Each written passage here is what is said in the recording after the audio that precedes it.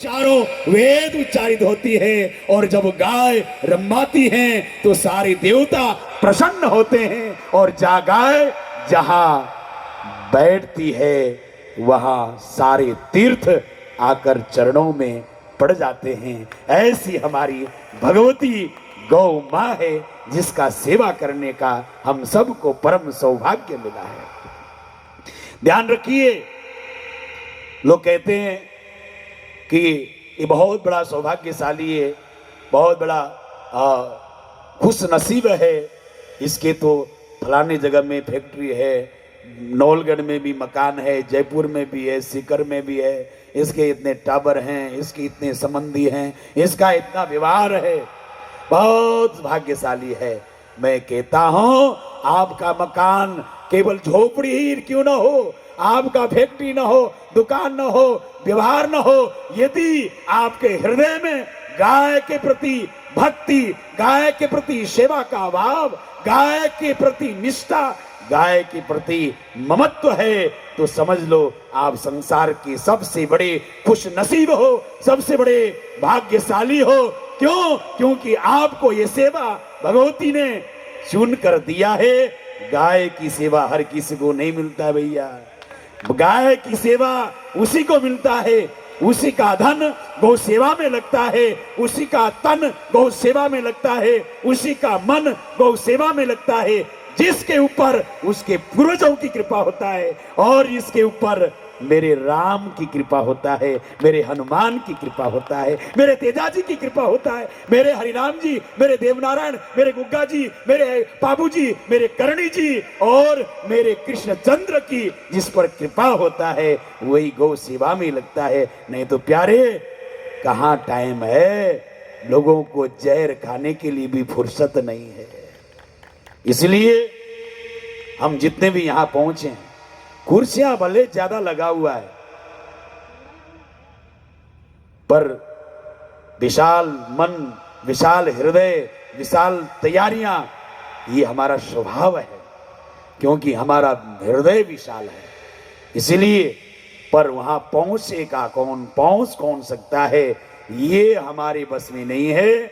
वो ही पहुंचता है जिस पर जा पर कृपा राम की होई, जिन पर राम की कृपा होती है, जिनको मेरी गौ माँ पुकारती है, जिनके ऊपर मेरी गौ माँ कृपा करना चाहती है, वही गौ धाम में पहुंचता है और उसी को गौ सत्संग का लाभ प्राप्त हो सकता है। आज हमारे बीच में भजन सुनाने के लिए केवल राजस्थान के ही नहीं, पूरे भारत में जो विख्यात है गौ पुत्र, गौ रत्न, गौ संत के नाम से डॉक्टर ओम जी मुंडेल हमारे बीच में है। मैं कहता हूं ओम जी वास्तव में उनके माता पिता ने जब नाम रखा होगा तो सोच समझ कर रखा होगा।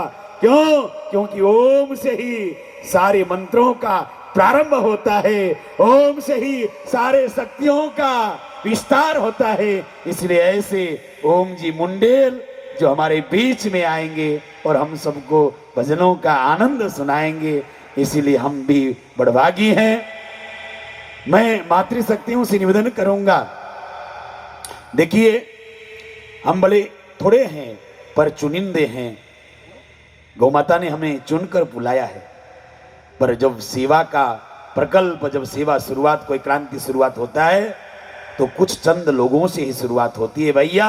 और जब वो उन्नति की ओर बढ़ता है, कार्य सफलता की ओर बढ़ता है तो फिर हमारे जैसे नाम करने वाले तो अपने आप पीछे आ ही जाते हैं, इसमें कोई और मैंने देखा है गौ माता की सेवा जो एक साल हृदय से जिस गौशाला में तकलीफ पाकर, तकलीफ लोगों की ताने सुनकर यदि हमारे गौ संचालक भाई गौशाला चला लेते हैं तो 12 महीने के बाद फिर उनको टेंशन करने की जरूरत नहीं।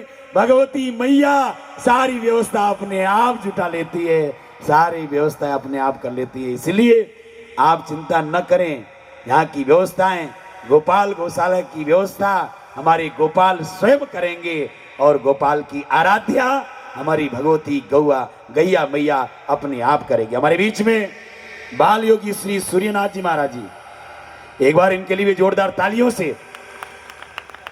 और मैं तो कहूं क्या, एक शेखावाटी में एक जोड़ी हरीश जी भगवान ने ऐसा दिया, सूर्य और चंद्रमा दोनों, एक सूर्य के दास नाथ हैं तो एक चंद्रमा के दास हैं, और एक मंच में एक दिन में चमकता एक रात में चमकते हैं।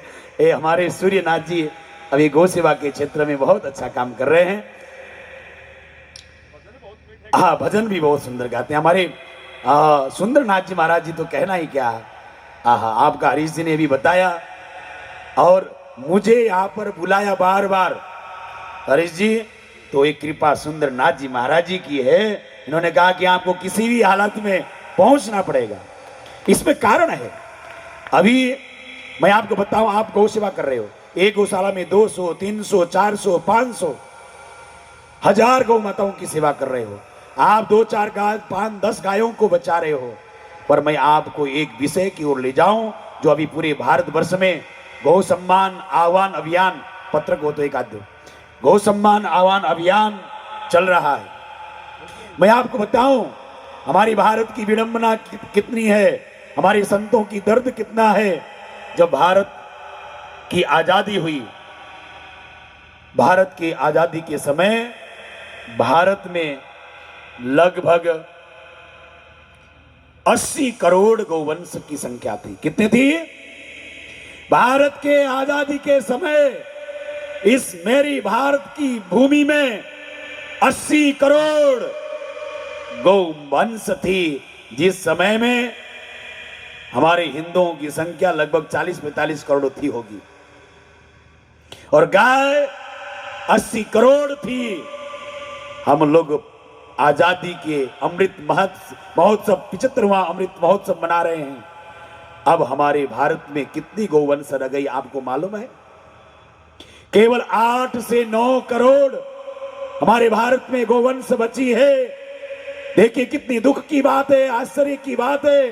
जहां आजादी के समय में हम हिंदू 40-45 करोड़ थे, जो आज 100 से ज्यादा करोड़ के ऊपर पहुंच गए, और हमारी भगवती गौ माता जहां 80 करोड़ की संख्या में थी, वो घटकर केवल 8-9 करोड़ के बीच में रह गई है। तो बताइए ये पीड़ा है कि नहीं? इतनी गाय कहां गई, कहां चली गई?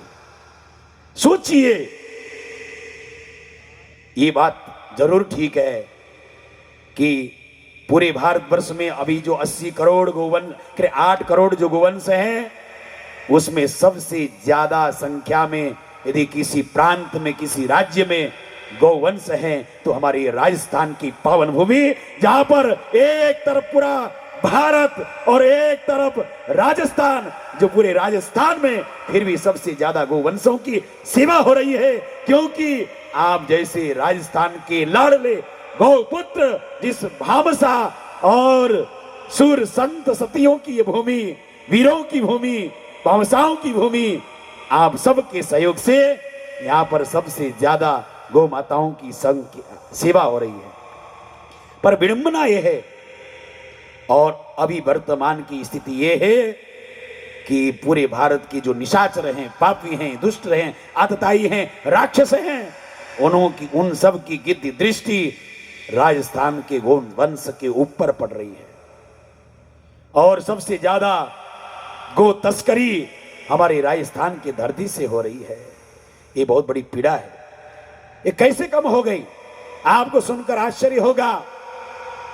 हम जगते हैं सूर्योदय से पहले, हमारे जगने से पहले लगभग इस भारत की भूमि में 80,000, ध्यान से सुनिएगा, 80,000 गौवंश नित्य कट जाती हैं और हम लोग चैन से सो रहे हैं। बताइए क्या हम गौभक्त कहलाने योग्य हैं? अब हमें संतों ने एक मौका दिया है। संतों ने ऐसा सुनहरा अवसर दिया है कि हम बची हुई 80 करोड़, 8 करोड़ गौवंशों की रक्षा कर सकते हैं। इसीलिए संतों ने पूरे भारत के 5000 तहसीलों में एक अभियान प्रारंभ किया है, गौ सम्मान आह्वान अभियान क्या है? गौ सम्मान आह्वान।